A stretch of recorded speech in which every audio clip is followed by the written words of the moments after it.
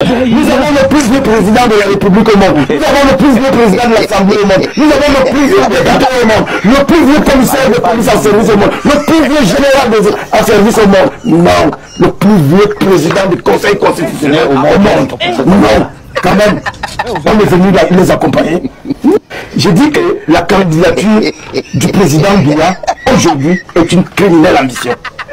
Quand on a atteint l'âge que le président a atteint et avoir bénéficié de toutes les grâces, j'ai dit que le Cameroun lui a tout donné. Il fait preuve d'un courage de vendeur de cercueil s'il se déclare candidat. Regardez, le Cameroun détient tous les records. Vous qui lisez les réseaux sociaux, personne ne veut entendre un traître mot positif sur Paul Biya. Parce que tous les Camerounais raisonnent en termes de souffrance. Ils regardent leur quotidien et regardent le quotidien de ceux qui gouvernent et se disent comment est-ce qu'un pays peut être bâti ainsi? Des gens qui sont heureux, des imbéciles heureux qui nous dirigent, et du peuple qui travaille tous les jours et dont la sueur de son front est utilisée par des individus qui les dirigent. Voilà, aujourd'hui, personne ne va entendre un traître mot. Donc si Biya s'en va en laissant le pays à l'heure actuelle, il subira la même ingratitude qu'il a fait subir au président Ahidjo jusqu'aujourd'hui. Nous souffrons de ça. Donc vous comprenez que si je fais une parenthèse sur la survie du pays, nous entrerons. La première chose que le prochain président doit faire, c'est de restituer l'honneur du président, l'honneur de la dignité du président Ahidjo. Pour le Cameroun ait un avenir radieux où s'ouvrent des horizons. L'autre héritage, donc, quand je reste dans l'égoïsme, l'héritage d'égoïsme, il nous a laissé un pays, il est en train de nous laisser un pays de népotisme, où on dirige avec ses enfants, on dirige avec son épouse, on dirige avec les neveux. Et on parlait du sous-sol camerounais qui est intact. Bon d'accord, moi je suis d'accord avec le professeur parce qu'en fait, ce qu'ils sont en train de faire dans l'Ombrousse à l'est et partout dans le sud, bon, ils sont en train de gratter le sous-sol parce qu'on n'en a plus que ça. Mais on dit, l'honorable a dit, on a préservé notre sous-sol comment dire, de l'appréhension de l'étranger. D'accord, je suis d'accord. Mais notre sous-sol n'est pas préservé. Des rapaces internes. Suivez seulement tous les contrats qui sont signés au Minimide. C'est le fils de, c'est le neveu de, c'est le neveu de. Et tout ça se ramène au président de la République. On passe par le système de népotisme. Regardez cet héritage d'égoïsme. Il y a des ministres dans ce gouvernement qui sont les ministres de la cuisine du président. La cuisine du président, ça veut dire quoi? Ben vous avez une femme à la maison, non? Elle a une cuisine, je pense, M. Obama. Alors vous comprenez très bien. Il y a des ministres qui font du mauvais boulot parce qu'ils savent qu'ils ne doivent rien au Premier ministre. Parce que le Premier ministre n'a jamais proposé la nomination. Il y a des ministres aujourd'hui qui savent qu'ils sont des ministres du sang de Paul Biya, de la progéniture de Paul Biya. Vous comprenez? Et donc, moi je m'amuse quand je vois des Camerounais surpris, pleurer tous les jours, tel ministre, on dit les poubelles, tel ministre, on dit les routes, on dit ceci. J'ai dit, mais vous ne comprenez pas quoi? Voilà l'héritage que le président a de nous laisser. Un héritage des hommes de cuisine, un héritage des hommes de filiation. Alors c'est ça qu'il faut abréger dans la prochaine succession.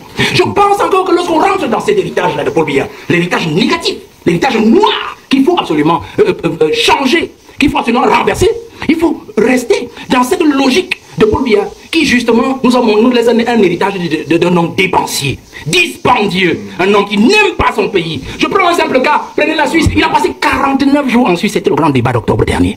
49 jours. Je me souviens en 2012, il y avait des études de journalistes qui montraient que l'année 2012, le président avait mis pratiquement plus de 250 jours à l'extérieur. À l'hôtel intercontinental. On se pose la question. Ahidjo n'avait jamais passé plus de 15 jours à l'extérieur. Quand il y allait, c'était soit pour congé d'une semaine, il prenait son congé annuel, il partait à la Côte d'Azur, il revenait quelque part ici à Nassara ou dans son village, ou alors il allait à Mouroudaï. Parce que même quand vous arrivez sur la milieu de Mouroudaï, je ne sais pas si ça a changé quand j'étais sur le terrain, vous allez trouver les derniers babouches du président Ahidjo, c'est ses derniers sandales, et un t-shirt posé sur le lit, sur lequel il venait souvent dormir à Mouroudaï. C'était une habitude sur le président Ahidjo. Quand il n'allait pas en Gaoundé à Tigné, par exemple, parce qu'il avait son cheptel de ce côté. Mais le président nous a habitués à un président qui dépense l'argent de l'État dans des choses qui n'en valent pas la peine. Vous comprenez? Voilà l'héritage que le président a de nous laisser. Et c'est cela qui fait l'image du pays, monsieur Obama. L'image de la jeunesse. Parce que les enfants aujourd'hui ne peuvent que copier ce qu'ils voient et ils pensent que c'est une bonne chose. C'est cela qu'il faut abréger dès 2025 cette année, pour que les jeunes comprennent que la vie que Paul Biya nous a montrée sur le plan individuel, sa façon de diriger avec ces gens-là qui pompent les impôts des États, ce n'est pas une vie, ce n'est pas comme cela qu'on dirige un pays. Il faut que les jeunes comprennent que nous devons nous rassurer, nous rasséréner pour 2025 et nous dire, Biya doit partir. S'il ne nous aide pas déjà à nous débarrasser de 80% de la race des individus avec lesquels il travaille depuis 43 ans, nous devons le faire partir lui-même parce qu'en partant, il va avec eux. Il va avec eux. On aura libéré au moins le plancher. Et nous allons nous débrouiller après lui. À quelques mois de la prochaine élection présidentielle, la police révèle officiellement un réseau de CNI acquise par des étrangers installés au Cameroun. L'affaire éclate au moment où des acteurs politiques redoutent l'usage de cette pièce officielle inaccessible pour de nombreux citoyens à des fins de manipulation des scrutins en perspective. Cela alors que les précédentes élections ont été régulièrement marquées par des accusations de fraude basées sur l'identité. Kemazu Matido Osumba et Donald Brice Kamgan. Des Nigérians qui disposent de carte nationale d'identité camerounaise. Cette note du chef de poste de délivrance des titres identitaires basés à Yaoundé a eu l'effet d'une bombe, car si la production frauduleuse des CNI au bénéfice des tiers était déjà dénoncée par la société civile et des leaders de l'opposition, c'est la première fois que la police le reconnaît officiellement.